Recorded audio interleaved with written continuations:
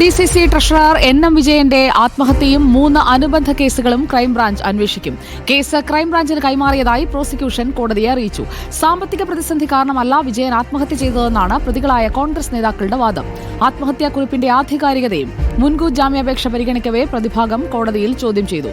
IC Balakrishnan MLA, DCC അധ്യക്ഷൻ ND അപ്പച്ചൻ അടക്കമുള്ളവർക്ക് അറസ്റ്റിൽ നിന്നുള്ള സംരക്ഷണം തുടരും. ദീപക് മലയമ്മ നൽകും കൂടുതൽ വിവരങ്ങൾ. Good evening Deepak Malayamma. ആനുകൂല്യം സാവകാശം നീട്ടിക്കിട്ടുകയാണല്ലേ? Good evening Sujaya.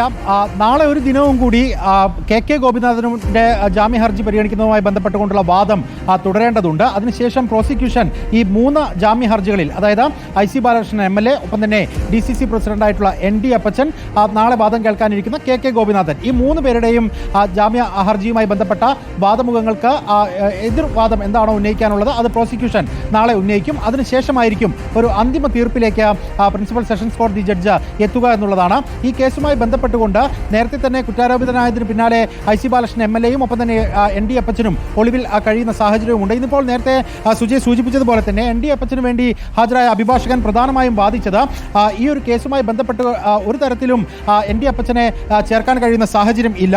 ആത്മഹത്യാക്കുറിപ്പിൽ തീയതിയും സമയവും ഇല്ല. ഒപ്പം തന്നെ ആ ആത്മഹത്യാക്കുറിപ്പിന്റെ രേഖപ്പെടുത്തിയിരിക്കുന്ന എഴുത്തിൽ തന്നെ പ്രശ്നങ്ങളുണ്ട് എന്നുള്ള കാര്യം ചൂണ്ടിക്കാണിക്കുന്നു. ഒപ്പം തന്നെ ആത്മഹത്യാക്കുറിപ്പ് എന്നുള്ള നിലയിൽ പോലും ആ കത്തിനെ പരിഗണിക്കാൻ കഴിയില്ല. അതിൽ ആത്മഹത്യയെക്കുറിച്ച് ചിന്തിച്ചതായി സൂചന പോലും ആ കത്തിലില്ല എന്നുള്ള വാദം ഉന്നയിക്കുന്നു. ഒപ്പം തന്നെ ഈ NM വിജയന്റെ ഭാര്യ മരിക്കുന്നത് 2018-ലാണ്.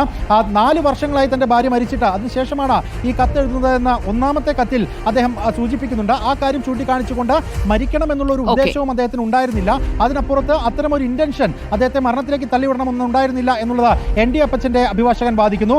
മറുവശത്ത് IC ബാലകൃഷ്ണന്റെ അഭിഭാഷകൻ എത്തുമ്പോൾ കുറച്ചുകൂടി കടന്നാക്രമിക്കുകയാണ്. അദ്ദേഹം പറയുന്നത് ഇത് രാഷ്ട്രീയ പ്രേരിതമായിട്ടാണ് അന്വേഷണം നടക്കുന്നത്. ഒപ്പം തന്നെ ഒരു ബ്ലാക്ക് മെയിൽ രാഷ്ട്രീയത്തിന്റെ ഭാഗമായിട്ടാണ് NM വിജയൻ ഈ കത്ത് എഴുതി വെച്ചിരിക്കുന്നത്.